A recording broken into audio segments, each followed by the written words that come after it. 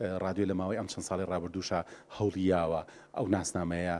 لە دەستنایە بەردەوام ڕادیۆی گەلی کوردستان بێ وەک لەوەی کە ڕادیۆیشی حیزبێک بێت کە حیزبایەتی زیاتر بەسەریا زاڵ بێت بۆیە ئەم ساڵ کە یادی 43 ساڵی یادی دامەزراندنی دەنگی گەلی کوردستانەکەینەوە ئەو دەنگی گەلی کوردستانی کە ڕەنگە خۆمیشە بووم لەوانی لە ساڵی 90 ئەگەر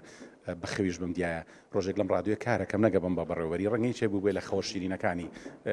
ئەو کاتە ڕادیۆ بۆ ئەم ساڵی داهاتوو وەکو چۆن لە ساڵی ڕابردووە توانیمان ڕادیۆ لەگەڵ سەردەما لەگەڵ تەکنۆلۆژیای سەردەما بگونجێنین ئەمانوی بۆ ساڵی ئایندا ڕادیۆ زۆر زیاتر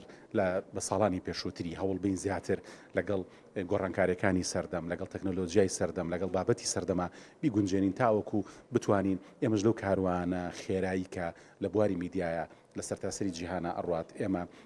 دوانەکەوین لی بەڕاستەکەی من لە ماوەی ئەم ساڵی ڕابردووەیە کە بە شاهێدی هەموو ئەوانەی کە ئاگاداری ڕادیۆن ئەڵێن گۆڕانکاریەکی تیا کراوە بەڕاستەکەی من هیچ شتێکم نەکردووەکو شخصی خۆم هەمووی ئەم کارمەندانە کردویانە کە ئێستا دانیشتوونیان و ئەچن ئێستا ئێمە دەنگەلی کوردستان وەکو باسم کرد توانیمانە خۆمان بگونجێنین ئەگەر کەمیش بێ لەگەڵ تەکنۆلۆژیای سەردەما لە تۆڕە کۆمەڵاتیەکان توانیمانە وجودمان هەبێت یاخود بوونمان هەبێت توانیمانە لە یوتیوب لە تۆڕی کۆمەڵاتی فەیسبوک لە ئەپی رادیۆ گاردن لە سەرتاسەری جیهانە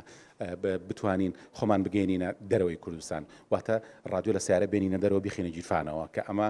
هەنگاوێکی زۆر گرنگ و کاریگەر و وەخت و تااقەت و توانا و